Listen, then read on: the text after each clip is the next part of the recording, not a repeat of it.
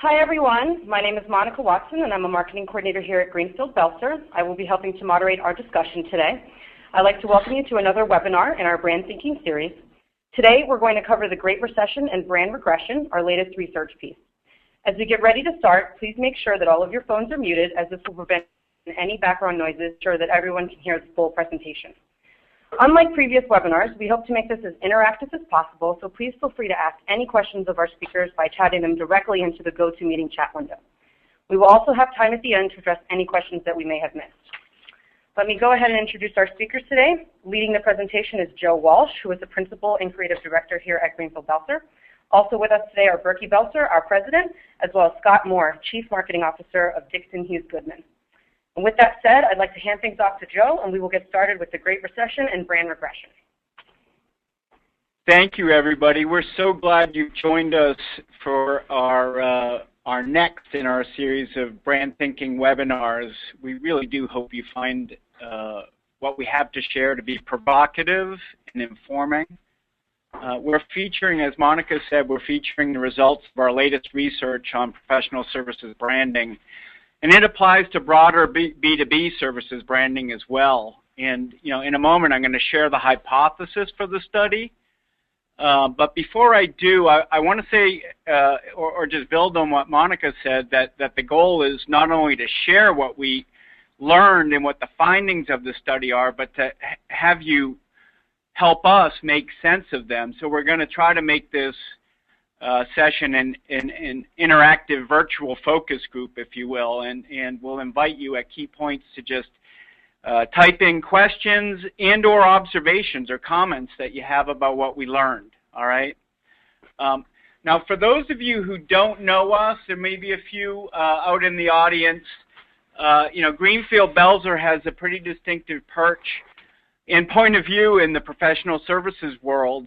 And as it pertains to professional services branding, we have our offices in DC, but our clients and our brand work takes us all over the map, literally all around the world, to firms of different sizes. And we see a lot that firms are up to and really feel a responsibility as brand parents to share and make sense of what we see.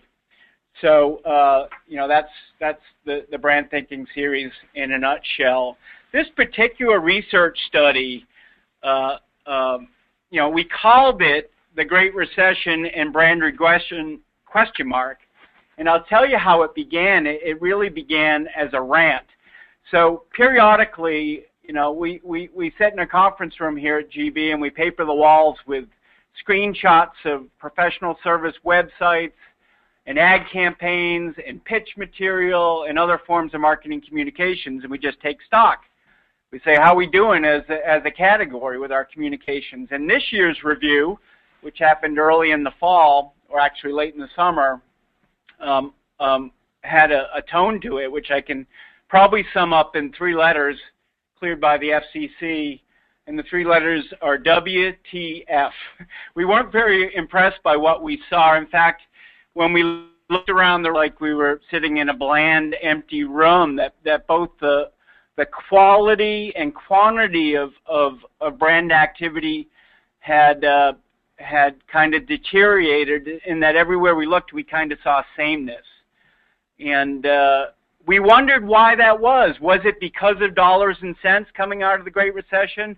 Was it the kind of pendulum swing from marketing to business development? Was it the pressure CMOs are under to help, boost the top line? And instead of just kind of marinating in our own opinions, we formulated this study and we went out and asked folks like you. And as some of you know who know us well, we do this routinely.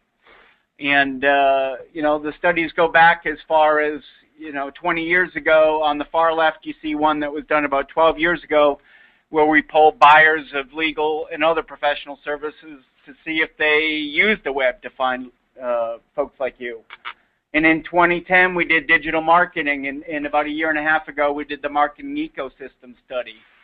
And we do this in self-defense because our buyers are natural skeptics.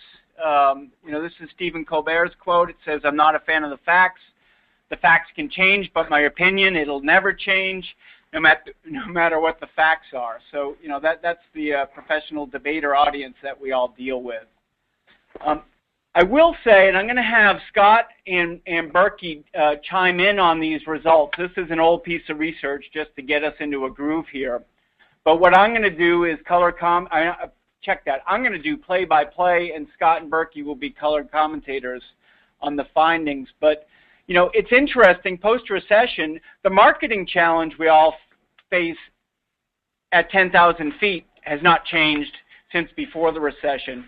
This is a piece of research that was fielded, I think, about 10 years ago, and the question was asked of buyers of big-ticket legal services, when you think of a commercial litigation firm, what firm comes to mind? This is unaided, by the way. And the frightening fact is that, that just represents the fragmentation in all of the professions beyond the Big Four, is that no more than 4% of any one respondent named any one firm. All right, so that is kind of, from a marketer's point of view, that's a disaster. But, Berkey spins it the way he can only do, and it says it's a big opportunity for all of us, too.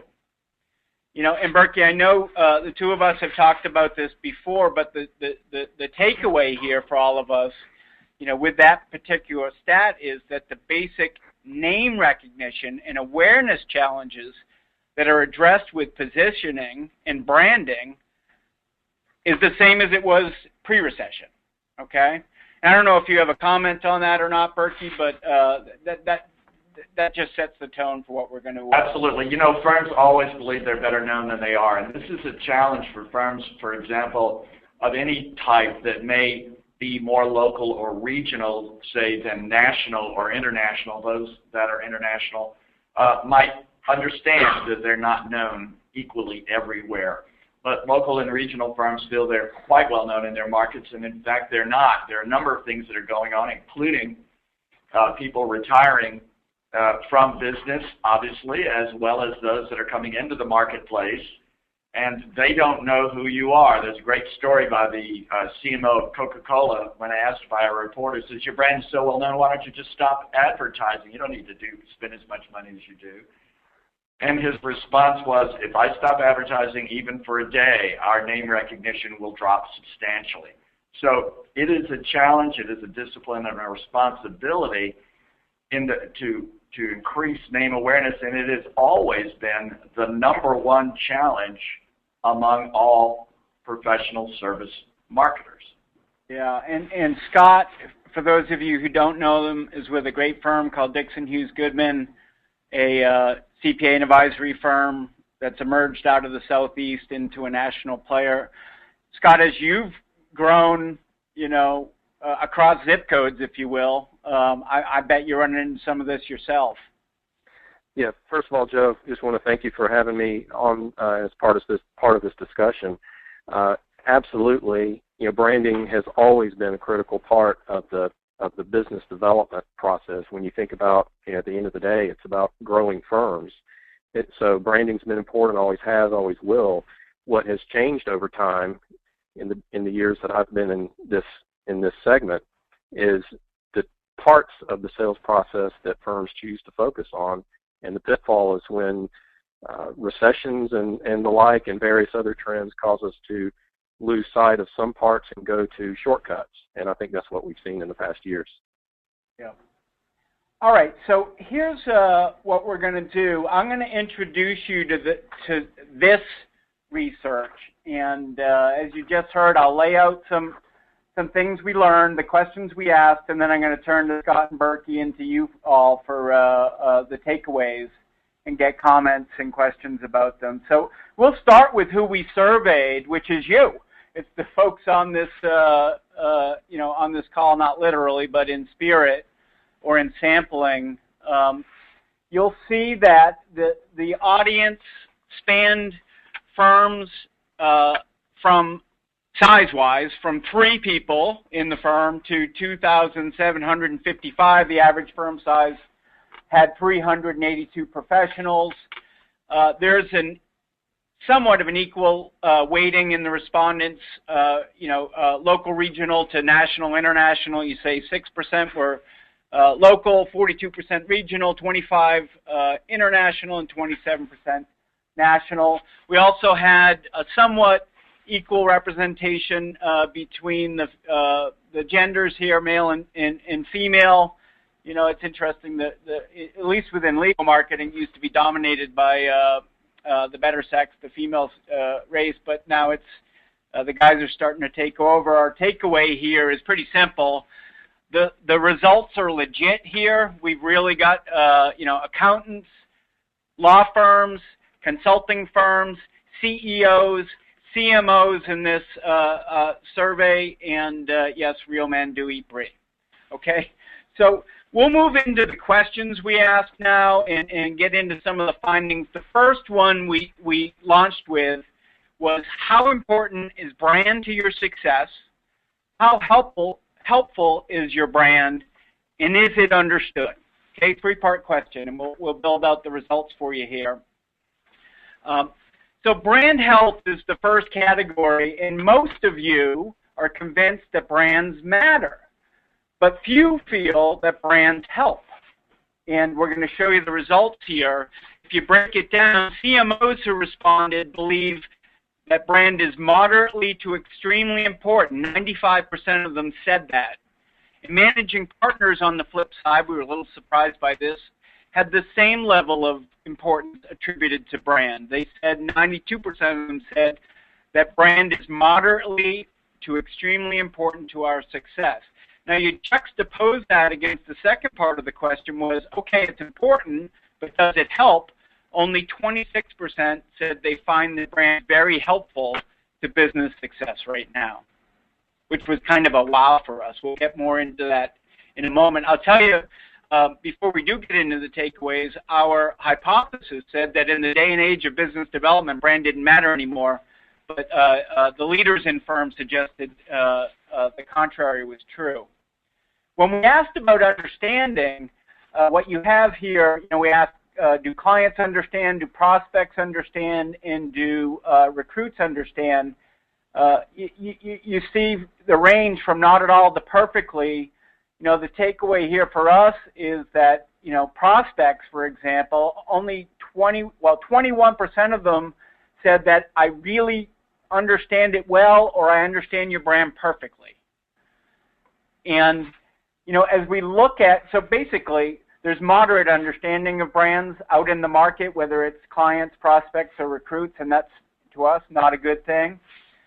So our takeaway is that leaders, good thing, believe brands are important, but not many believe that their brands are helpful to the cause or well understood. And our response is, really? How can that be? And I'll throw it out to either of you, perhaps starting, Berkey, with you to see if you have any point of view on this. Joe, this is Berkey. I'm going to be interested in hearing what Scott has to say, but I find that when we look at, this is what started this whole thing, when we look at this, and this does confirm for us that the quality of brand seems to be mediocre or poor. That is to say, brand distinctiveness, brand distinction. We'll talk about this a little bit more and how it relates to investment, all previews of what's coming up. But it is surprising. We're wondering how behavior links to one's belief in the importance of brand. How about you, Scott? Yeah, you know, Joe, I think that when you look at the issue of understanding, the fact that, or the perception that there's a lack of understanding, it starts with the firm's understanding of what branding really is. You know, you may have some that think it's really with the superficial stuff, the logo, the tagline, the colors, and the fonts, or do they understand that it's something much deeper? And when you think about the business development process, you know, really good branding gets at the value proposition that you bring to the table when you're negotiating an engagement. So those that understand it at that deeper level are the firms that I think are going to have a greater degree of success. You know, they really hit the crux of the issue, Scott, and I believe that for people to sustain the brand, and this is one of the challenges that we found over time, we can create them, but within a very quick, short amount of time, they're suddenly off the road and in the ditch. So it's a brand is critical to sustaining it. Yeah. Well, great. So let me move to our next. And Berkey's already alluded to some of the questions behind this, and they do begin to build, from finding to finding on one another. We asked next, when did you last change your brand and why? And what are your plans for future change? And you'll see the information graphic. By the way, a lot of you may have received this book we've published. If you do want a copy of the book, we're very proud of the way it looks and feels, but you can find it on our website and download a copy. But in the category of brand change, here we have a Birds and the Bees quote, change is a fact of life. We learned this, that when we asked, when did you last change your identity? That's the expression of the brand. 55% said brand identity was changed more than 3 years ago, and 69% said they plan within the next 3 years to do brand identity or expression over. On the lower half of our butterfly here, it said, when do, we asked also about brand promise, and 56%, or to Scott's point, the value proposition, 56% said that brand promise was changed more than 3 years ago, and maybe with some pent-up demand, 64% say they're going to revisit it within the next 3 years. We did find a source of amusement in some who answered this question who said, 12% of them, by the way, said we're never going to change either our expression or our promise of value. And for those of you who are looking for jobs at new firms, we can give you a list of these firms because you want to steer clear of them. But in any event, it's important to look at the catalysts for change, which were a follow-on question. And we asked people, whether it was expression or promise of value, what drove the change, and you can see the answers arrayed here. They start at the top with 61% saying that old and tired drove change, meaning it's just worn out. We saw strategic reasons in this middle band, from the landscape change to the strategy changing to the footprint changing, as is the case in Scott's firm with its geographic expansion, to some of the other reasons like the leadership change who just don't like it anymore. And I don't know if either of you have particular comments, but let me just set up your comments by throwing up the takeaway here. It seems to us that brand expression seems to be moderately or totally changed every 7 years, and that change is largely driven by the notion of not being old and tired, but there seems to be some real strategic reasons for change as well. So this is Joe. I got two issues related to that, Joe. One is that sort of reprising Scott's concern about the lack of understanding about brands. What we're seeing, and I don't know if it's possible to go back, but if we go back and look at that earlier slide that talks about the there you go, thank you. Old and tired versus all of the competitive issues before, got landscape change, strategy change, expanded geographic footprint. What we see is that people are, 61% are redesigning, while the others are truly realigning their brand. And there's a huge difference. And so if it's just old and tired, and by the way, it's not an illegitimate reason, but hopefully it's bolstered by other issues related to the competitive landscape and the like, and our brand is understood at that level. And then finally, you go to the comment that the findings that every 7 years we seem to see the brands change. This is, everybody's heard of the 7-year itch, and this is really across lots of different studies have shown, for example, that customers or clients will change their professional service provider somewhere around every 7 years. So I don't know what's magical about that number, but it is a number that's reflected here, and it's one that's got a grand history behind it in research. Joe, I'd be willing to make a bet that if you were to do this survey outside of professional services, that 61% would be lower, simply because in professional services you have people versus products on a shelf that are living the brand day to day, and I would expect that there's a greater tendency for people to get tired of the brand that they are working with and dealing with every day in their client interactions. That's just a hunch. Yeah, that's a smart observation. Yeah, it's a very interesting point. And one, by the way, we've given this presentation a couple times live. One of the other takeaways I've heard from the CMO audiences is that people within their firms tend to conflate the brand with campaigning. And so let me just flesh that out. Like a product brand like Budweiser, does a new flight of commercials every year for the new NFL season that get old and tired come Super Bowl, where they refresh them. And those are different.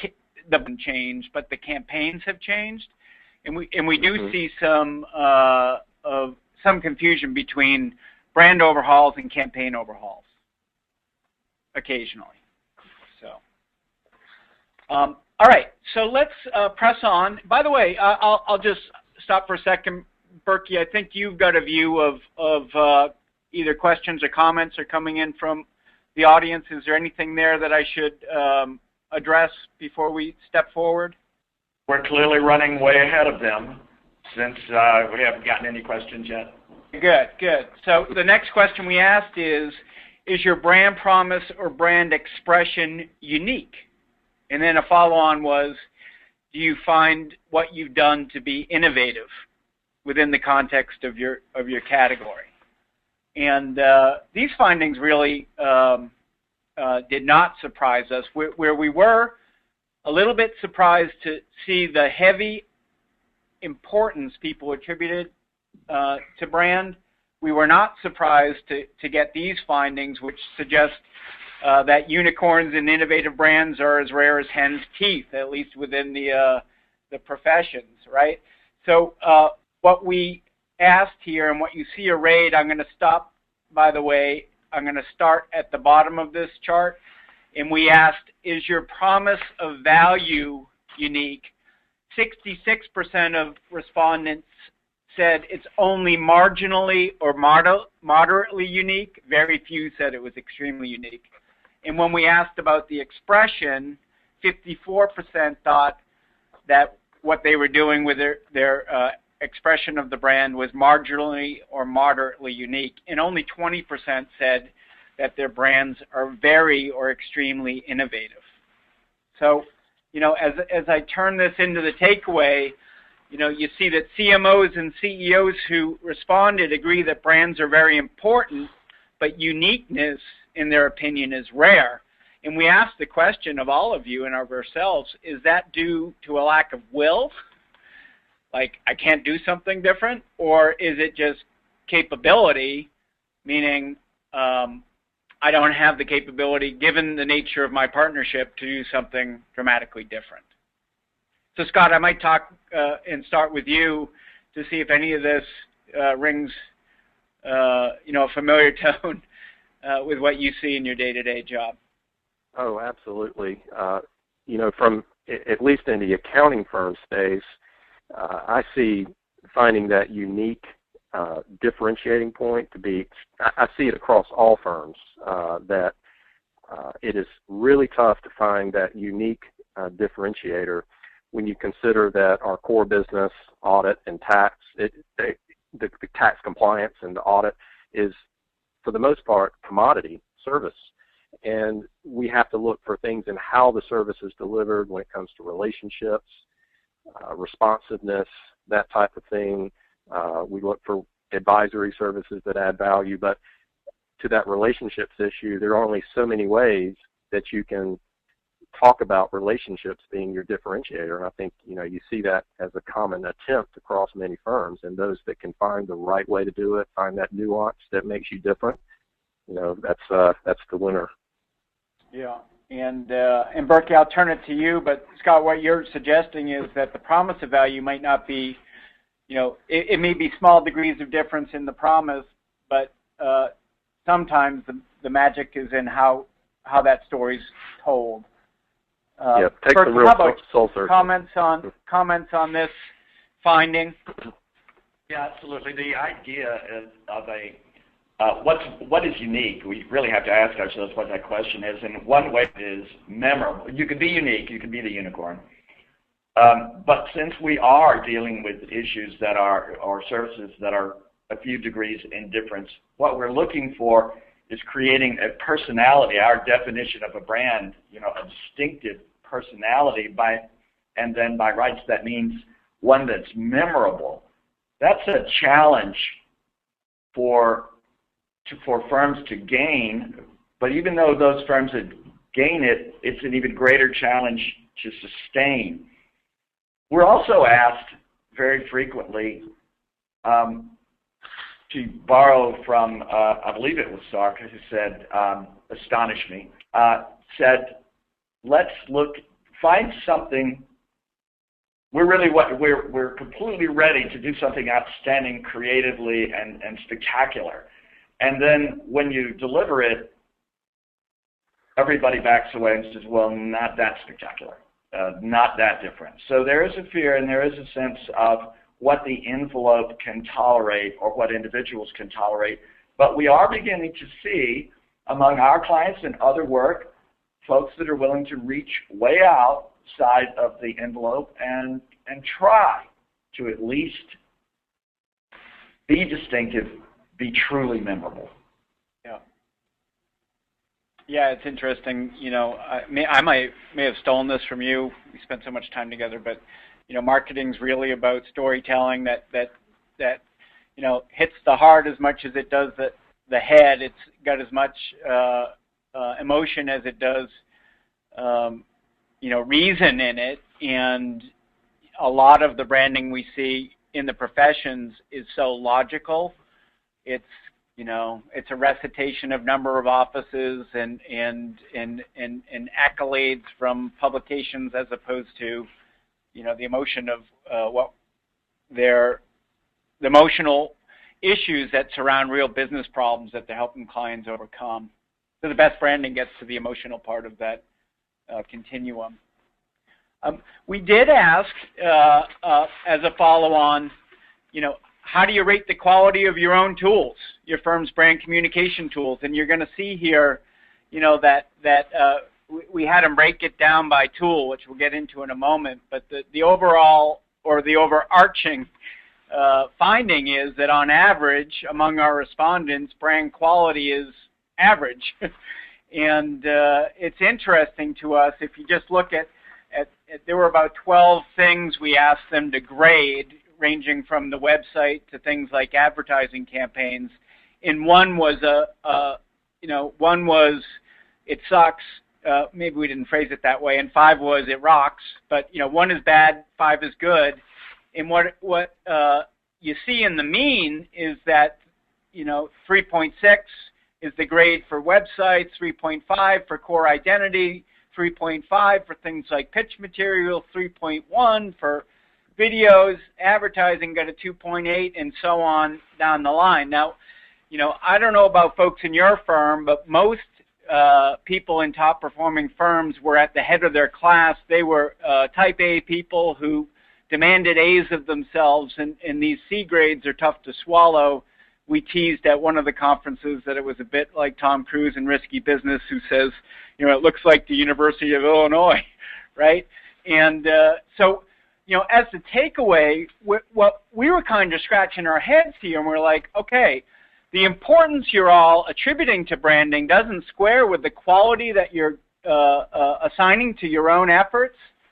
And, our own point of view on this is that we see a lot of do-it-yourself branding within firms to save money, but what's the ultimate cost? Is it a cost of quality or memorability or awareness or other things like that? And Berkey, I might start with you on this one and see if sure. A, you were surprised, or B, if you have any insights why this is. Yeah, so one observation from one of our respondents was that leaders believe brands are important because they're aware there's something called a brand, and they've heard people they respect say they are important. Not many believe their brands are helpful because they really don't have one or have a crummy one, and they have not gone to the trouble to measure the results. I think this is really accurate. So I think that's a smart observation about the issues related. It goes back to our understanding of what a brand is. You know, am I stuck at the logo, as so many people are? Do I understand all of the components that are a brand? And by the way, I got another question, and this might be a good time to pop in this other question that came in. I'm sorry, maybe we're just kind of catching up with our questions. Someone asked if we could give an example of a promise of value, which I think is a great question. I've got a couple. Joe, you want to join in? No, shoot, you tell me. Okay, well, so one client that is organizes themselves around industries has a promise of value that's summed up in a tagline that is called Smart in Your World. And so what they're saying is, in your industry and what you're doing, we have got that industry expertise. You could expect us to have that. Now, once again, its tagline is a tiny piece of an overall puzzle that is the brand itself, but it's one way to distill the expression of a promise of value. Another one that's even more elliptical for another client of ours is for Choate in Boston. It's by any measure. Now, this is specific promise of value for a small firm, less than 200 lawyers, whose primary competition are 1,000, 1,200, 1,400, 1,600 lawyer firms. And what they want to tell their audience, their targets, is that by any measure, they measure up to those larger firms in terms of the delivery and the capabilities that they present. So that's one way. We have another one, an observation from, I'm just going to identify folks along the way. This is from Clinton Gary. Our professionals will embrace branding more as marketers and could show how a brand can positively affect business development processes. For example, how can a marketer show that their brand can serve as an advantage in RFP process, both their document and their in-person pitch? Boy, Scott, maybe we should turn that question to you. Let me read it again. Our professionals will embrace branding more as marketers. More as marketers can show how a brand can positively affect biz dev. For example, how can you show that your brand can serve as an advantage in the RFP process, the document itself, and the in-person? Mm-hmm. Yeah, absolutely. That gets back to a brand being much deeper than logo and tagline. You really have to take it into all of your messaging. You have to make sure that your people can speak, in a conversational way. What differentiates your firm? Linked back to the brand promise. So when they're in a networking scenario, if they're writing a proposal, it doesn't have to be a tagline. It gets deeper into the language that you use, both written and verbally. Yeah, Clinton's an old friend. We share an Anderson heritage. I'll give him an example, and everyone else can enjoy it as well. But back one campaign in the old Anderson days was summed up with a line, "Helping in ways you never imagined," and there was advertising and all this stuff around that, and it was great. But at the proposal level, the audit team went in to make a pitch to the Boston Brewing Company, which makes Sam Adams, and sat down across from the CEO and the CFO. And what they did, working with marketing, was they had taken a case of beer, repackaged all the labeling, put Sam Adams next to his trusted advisor from Anderson on the labels. The audit team had spent a day off-site coming up with 24 business improvement ideas. We cleaned out the bottles, packaged the idea in each bottle, and literally in the proposal meeting, cracked open the bottles and unveiled the business improvement idea. that is helping in ways you never imagined. The executives were blown away by not only the creativity, but by the amount of time the firm had invested in understanding and proposing how they might help. And Joe, can I add just one quick example beyond just the marketing material? If you are stating through your branding that you operate in a certain way, you have to operate in that way. So, for example, if you are claiming that your differentiator is that you collaborate more with your clients, then by all means you have to demonstrate that you will work with them in a collaborative fashion starting in the proposal process. So you have to find those ways to live your brand in the way you interact with your clients and prospects. Got it. By the way, that's a good reason that a number, certainly in the legal space, a number of law firms have chosen not to really deliver on to promise to make a service promise the core of their brand because they can't deliver.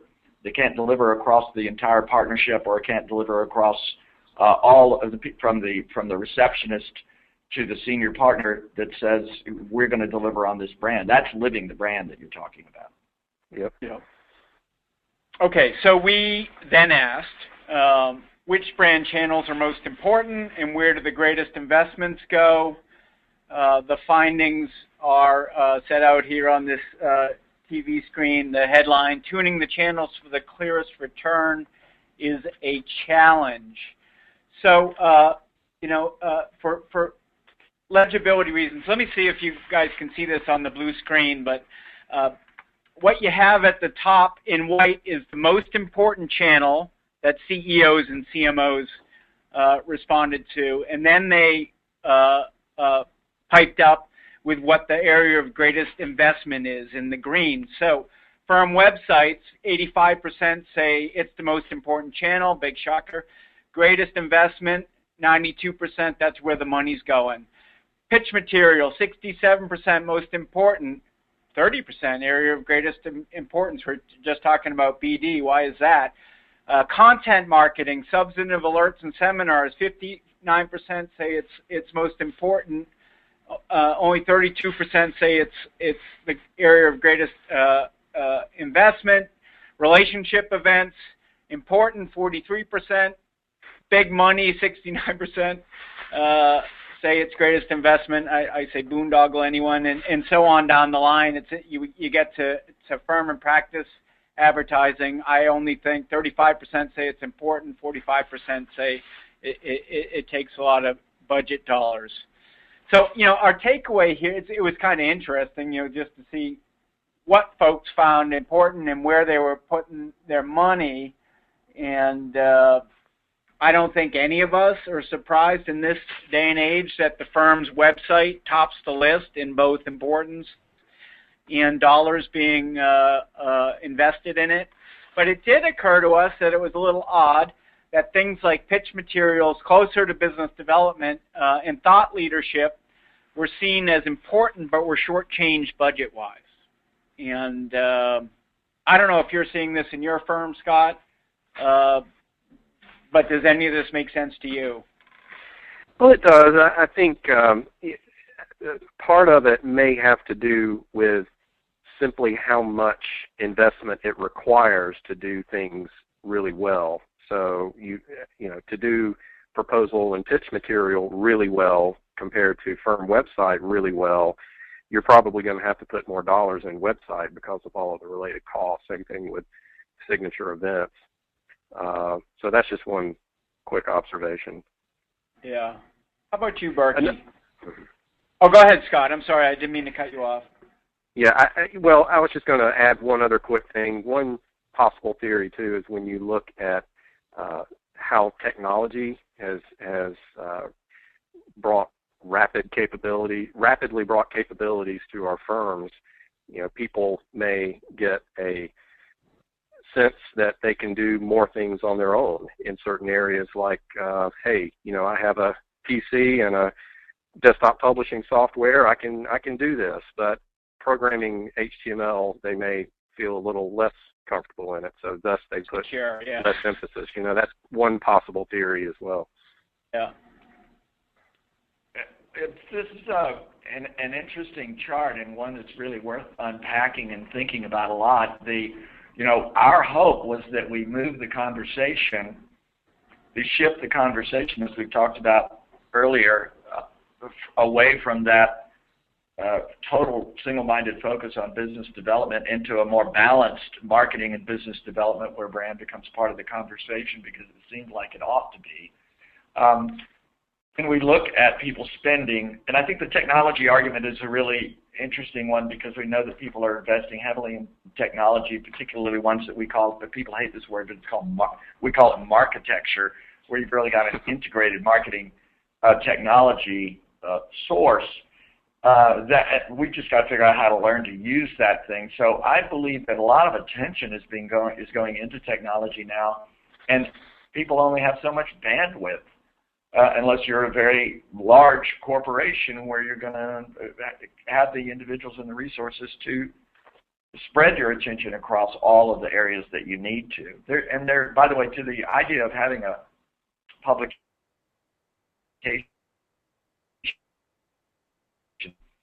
When computers were first introduced into design firms, literally 50% of my colleagues quit and did something else. I saw one recently behind a cash register at a flower store. I thought, oh my Lord. But what happened is not everybody changes to that technology, and right now, in every one of those periods of rapid technological change, there's a temporary vertigo where people really are trying to figure out how to use it and what to do. And I think we're in the midst of one of those now, and that's a challenge. We have a couple questions. Go ahead, Berkey.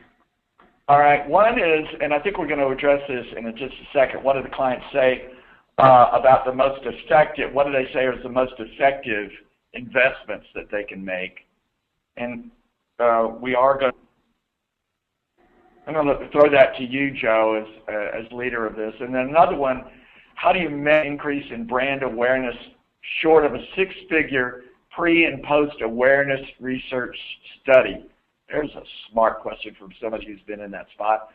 Yeah, let's hold on. Well, first of all, the first question, we didn't ask that, what they think is the most effective.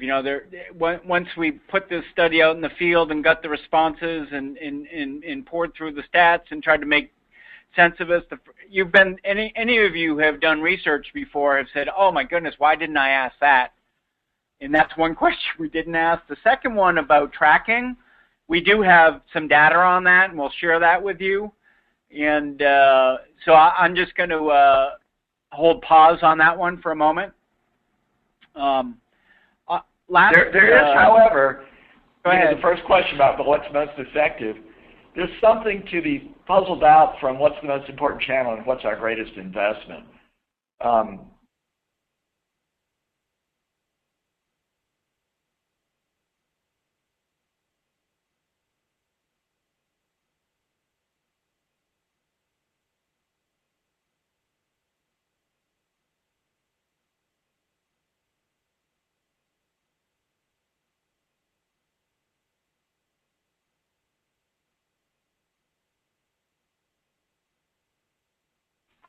Wrapped into this is my own point of view. I know that Berkey shares it, but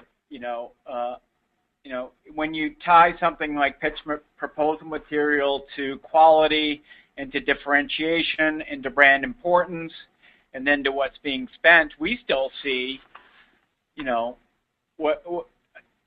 we still see proposal and pitch materials that it's just a wall of words, completely uncompelling.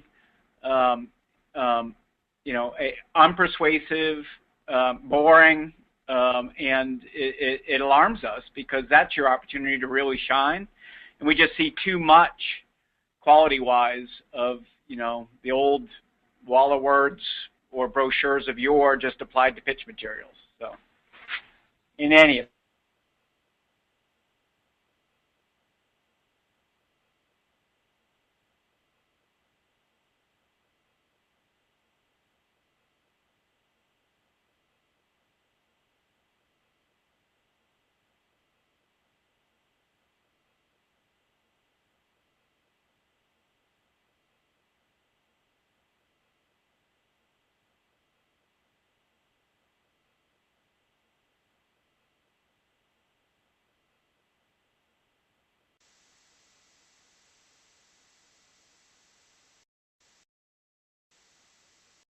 levels.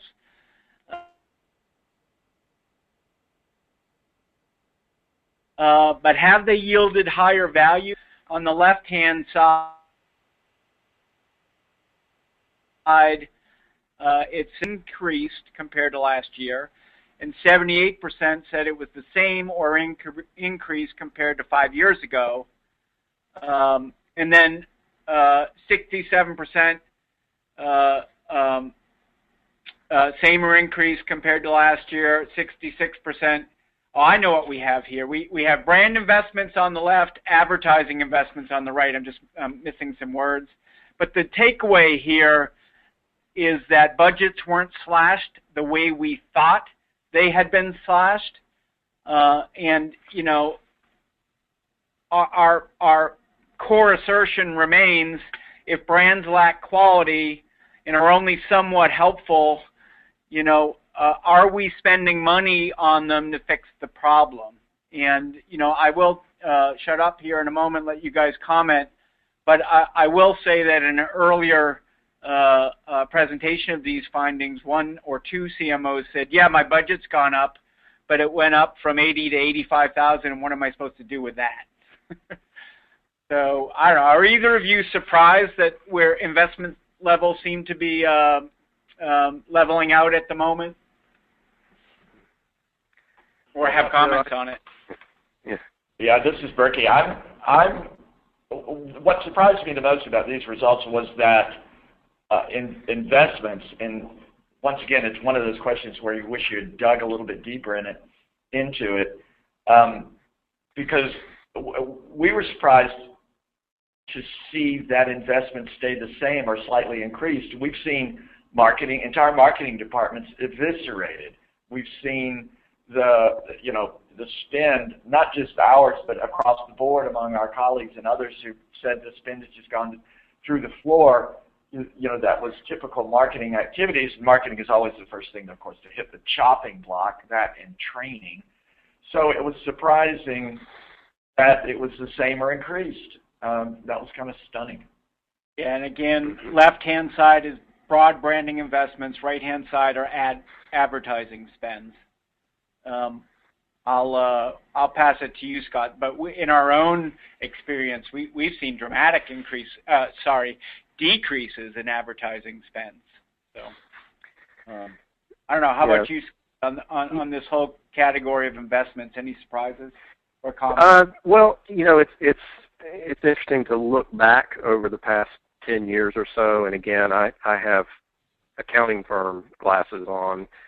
And I know there are other professional services segments out there, but in our world, you know, we've seen what I like to refer to as mini eras. You know, you go back to the post Sarbanes-Oxley time frame, and there was the scramble for attention in the middle market. Branding was a big deal.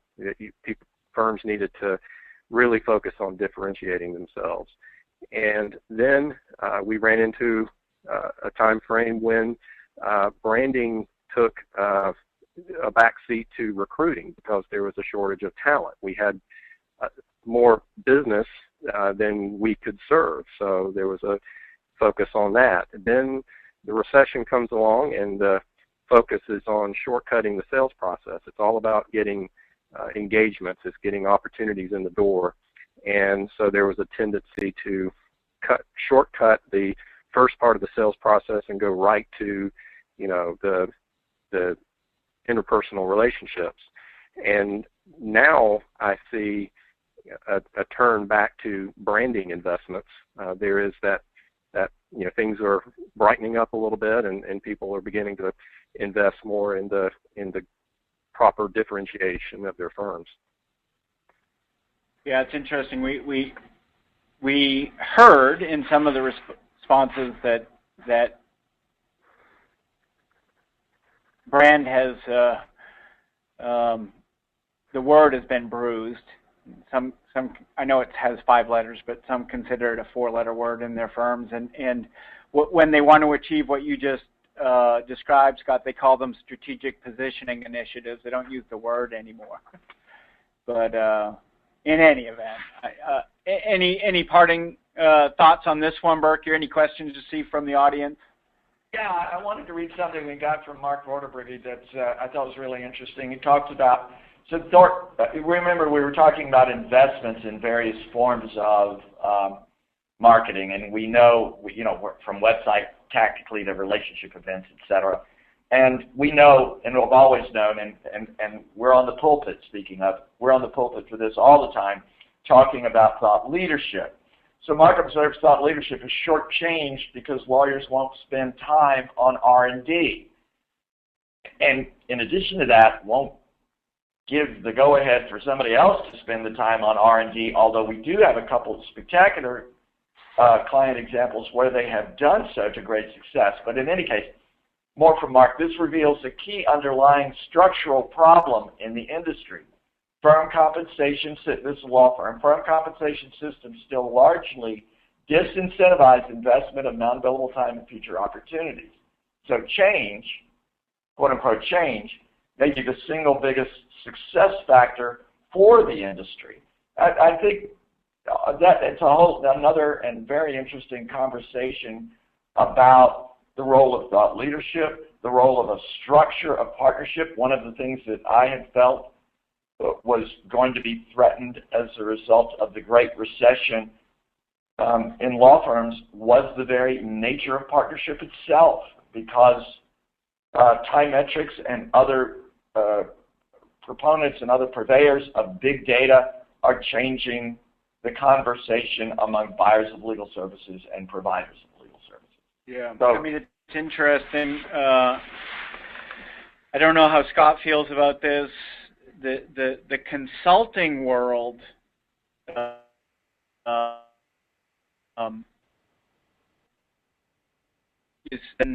they are compensated for their thought leadership. It is the way they market, and they are exceptionally good at it. And meanwhile, the law firms tend to slumber with legal alerts versus real groundbreaking studies. I don't know, Scott, about the next tier of accounting consulting firms. I know the Big Four are great at thought leadership. Do you have any views on that particular observation? Well, simply that it's been a challenge for as long as I've been in this industry. Firms try to figure that piece out. They know that it's important. They know that thought leadership is important, but balancing that with the way our business model usually is, the billable hour, has been very tough. We as a firm are putting greater emphasis than ever on that. It's baked into our strategic plan that it's important that we share knowledge in a way that's going to add value for our clients. And we're looking at ways that we can maybe tweak our compensation model so we get closer to what you're talking about. But it's difficult. It's a challenge.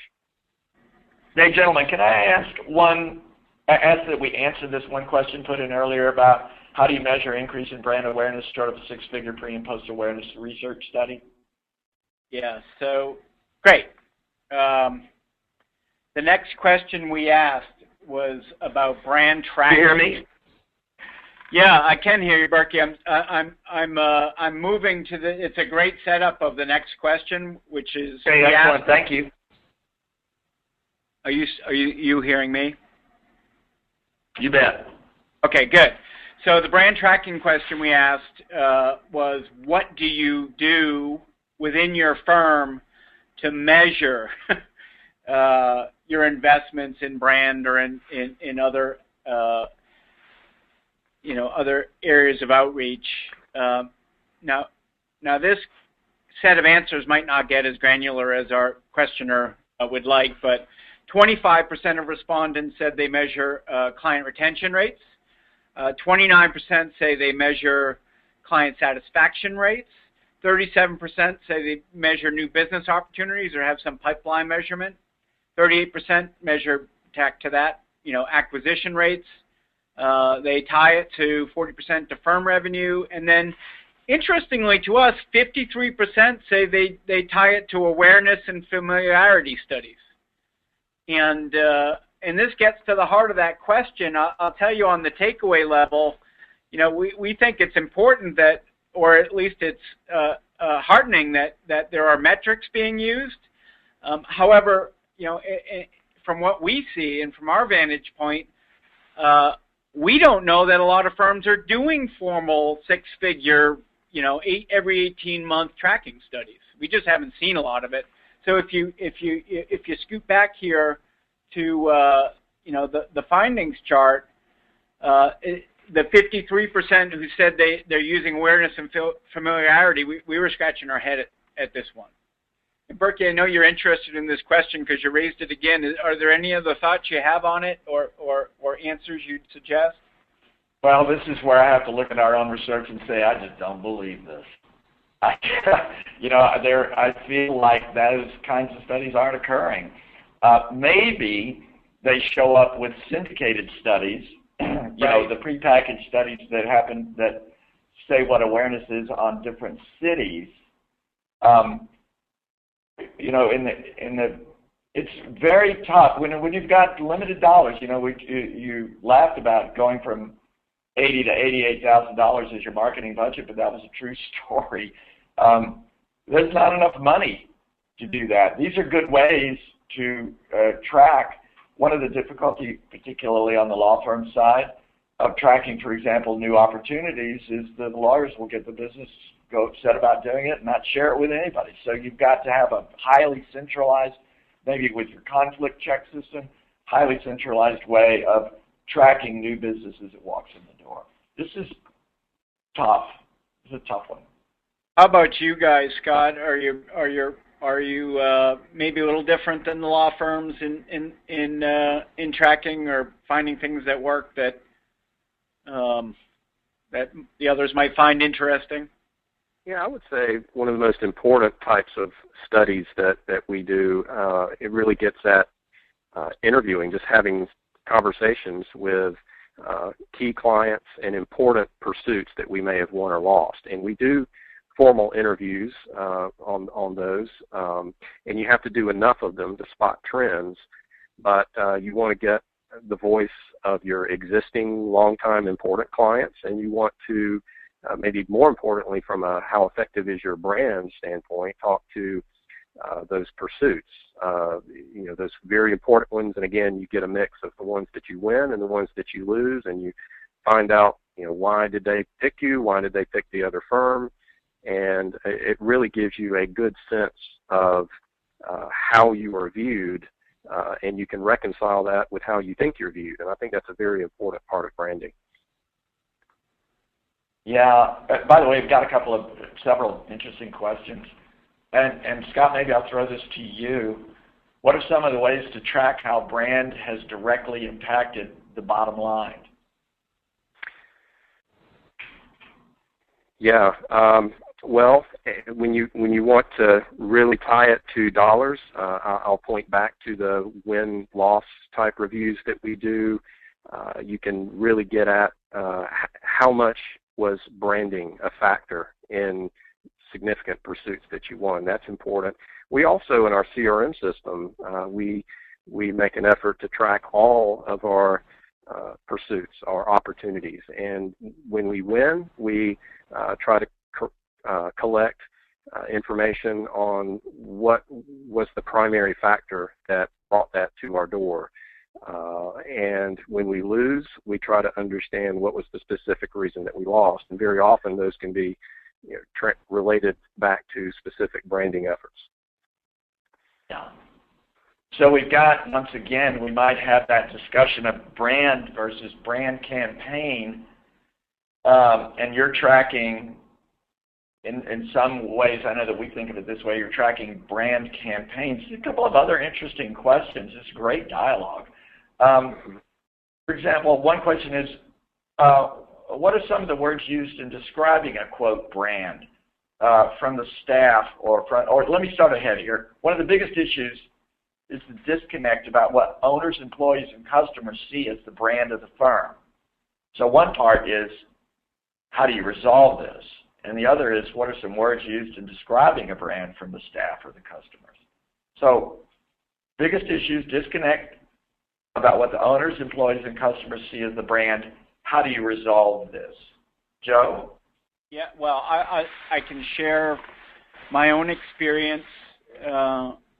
You know, it's now getting old and tired. But in the Anderson world, and we were very good at marketing, we were very good at branding, we were very good at business development. This is when Arthur Anderson and Anderson Consulting were still together. But I can tell you from experience that the marketing budget, forget about what the number was, every year 50% of the dollar figure was attributed or dedicated, I should say, to internal communications. And the folks in internal communications had as much weight and money and say within the firm as the business development and marketing people did. So it was really elevated to a high level within that organization, not only from the staff point of view, but also from the dollars invested in it. So if we spent $100 on a marketing campaign, $50 of it went to educate people on the inside what that campaign was about, so that they could live and breathe and walk it comfortably. Mm-hmm. We don't see that a lot in our clientele. Yeah, we like to look at effective rollout of a branding initiative as a set of concentric circles. You work your way from the inside out. You have to start with the inside of the firm. You have to make sure that people understand it and that they get it and that they're energized by it. There'll be ambassadors for it. And then you start working your way to outside the firm. It's critical not to shortcut that. And especially in the professional services world when, like I said before, unlike products sitting on a shelf where the packaging can do most of the work, it's people here that have to live the brand and demonstrate the brand. And if you're making a promise through your communications that you can't actually live, then that can come back and hurt you in some pretty bad ways. Yeah, it's interesting.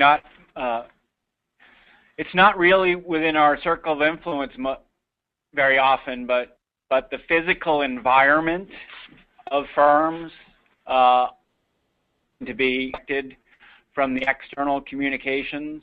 So you get a vibe when you go into a Starbucks. I tell the story of an old law firm who complained to us that they were perceived to be old and stuffy, and I'm interviewing the managing partner, and right over his head are 3 pictures of 4 former partners with mutton chops. I'm like, wow, why do they think that? So, Berkey, did you have another question, or should I move on to our last 2 sections of the report here as we run out of time?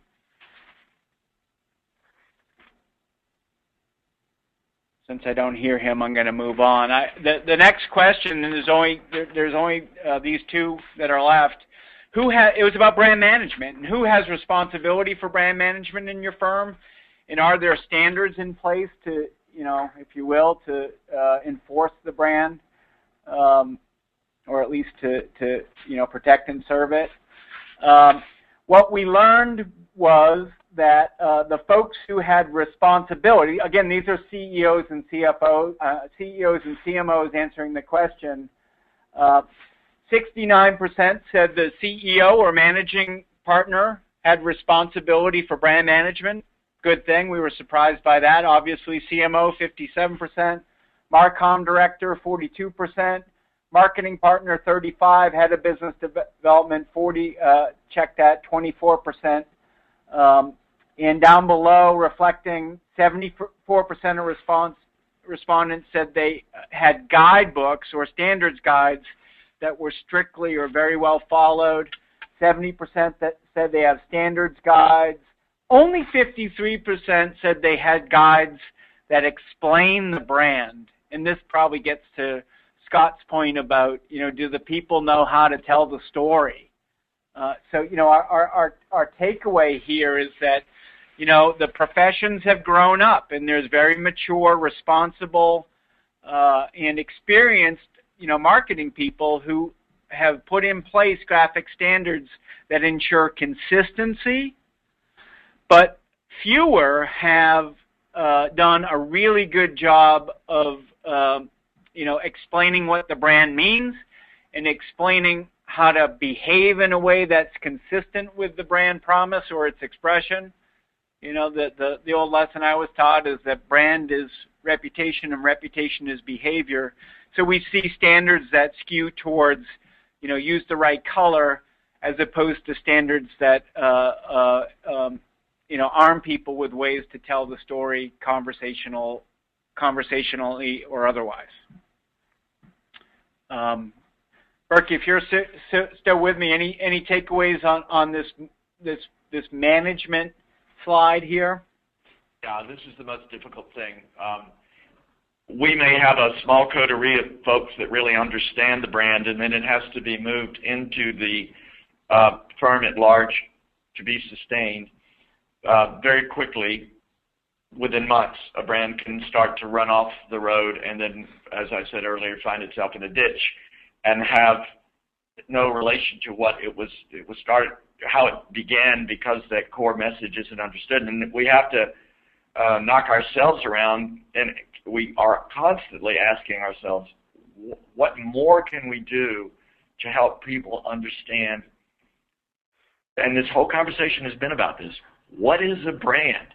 And now that I've got one, what is my brand? And then how do I live it?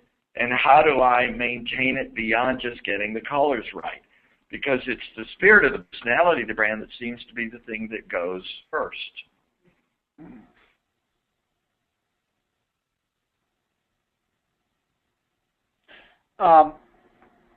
Hey, Joe. Our question here is on, do-it-yourself versus who do you go to outside?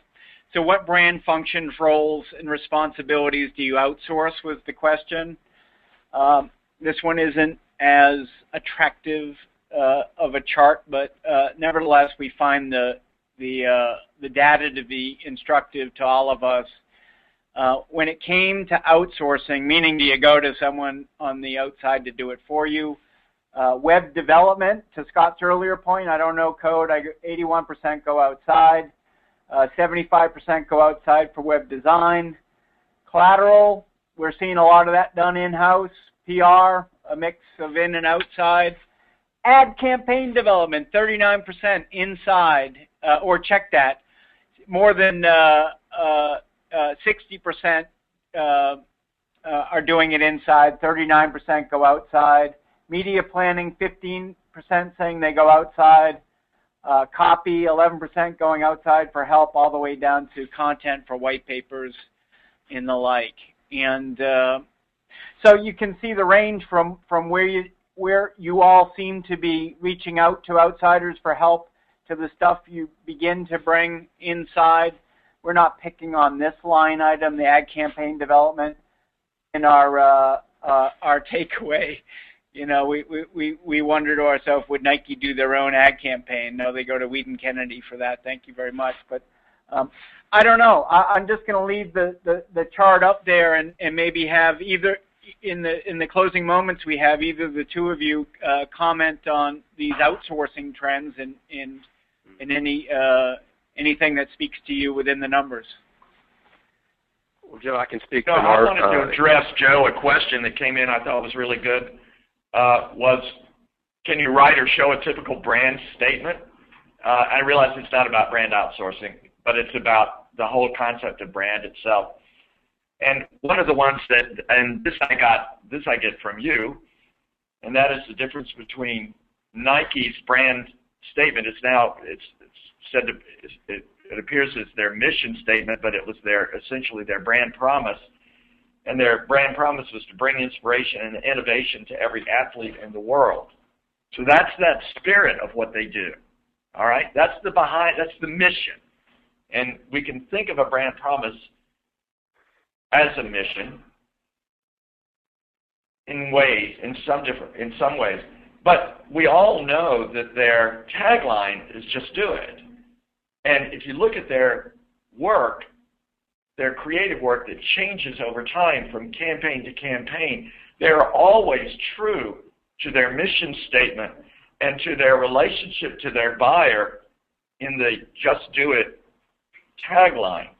So that's one expression of that of the brand promise, and then how it shows itself up in the world across different campaigns. They never throw the baby out with the bathwater, as so many firms do, and start all over again every 5 years or so. By the way, even though none of us see that promise, when we read it, we get it.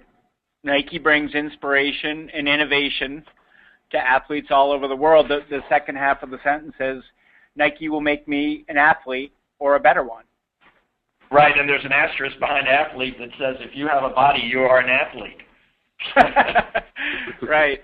Yeah, even some mornings I don't feel like one, though. But, Scott, you were saying on the outsourcing thing, whether you found any of this, or you had a comment, I think? Yeah. Well, I mentioned earlier that I think there has been a tendency for firms to consider things they can do themselves because technology has enabled them to do that, but they may not be considering the credentials or the experience or the right sophistication levels that they need to bring to, creating something new. And it resonates. Something, Berkey, that you said one time in a conversation continues to resonate. And, you have brand creators or designers. I think you said brand creators, and you have brand extenders. And, yes, exactly. Yeah, and so it's the creation of the core brand, the core expressions of that brand that you cannot skimp on. That's where you will really fall on your face if you shortcut that. Brand extenders, that's the type of thing that you want all of your people really thinking about. How can we take that core brand and make it a reality throughout everything we do, whether it's communication material or it's in our everyday interactions. So that conversation with Scott originated, to all of you listening in, with who do I hire, or how do I hire the right person for the job? And we were talking about, in my experience over the years, there are very few people who can create a brand, and there are very few people who can extend the brand, and they're very different talents, but that both are necessary for brands to live. By the way, we got a comment, which I think is a terrific comment. I enjoy the discussion, but we all see branding as nebulous and ephemeral. You should provide concrete examples throughout your presentation to illustrate your findings and concepts. And I think that's a great idea. I think that we need to do that. It's hard to get through all of these results in the short time that we have as lively a discussion, and then show more concrete examples, but we'll take that to heart. I think that's a great suggestion. And maybe a follow-on.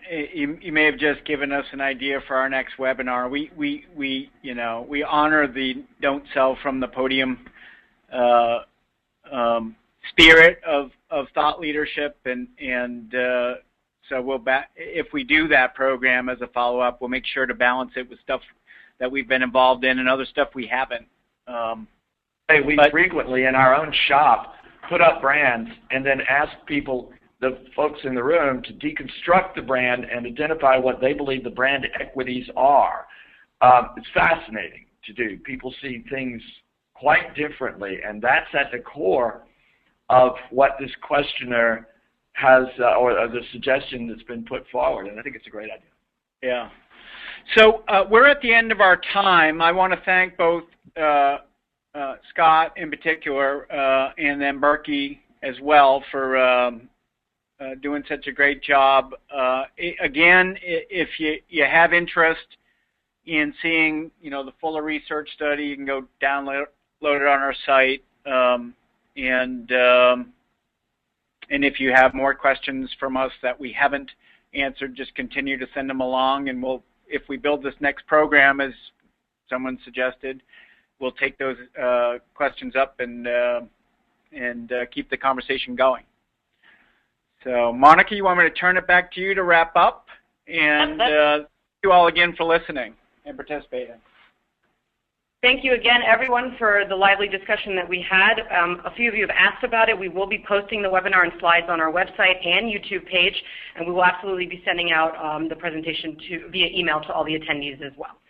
Thank you very much, and we'll see you next time.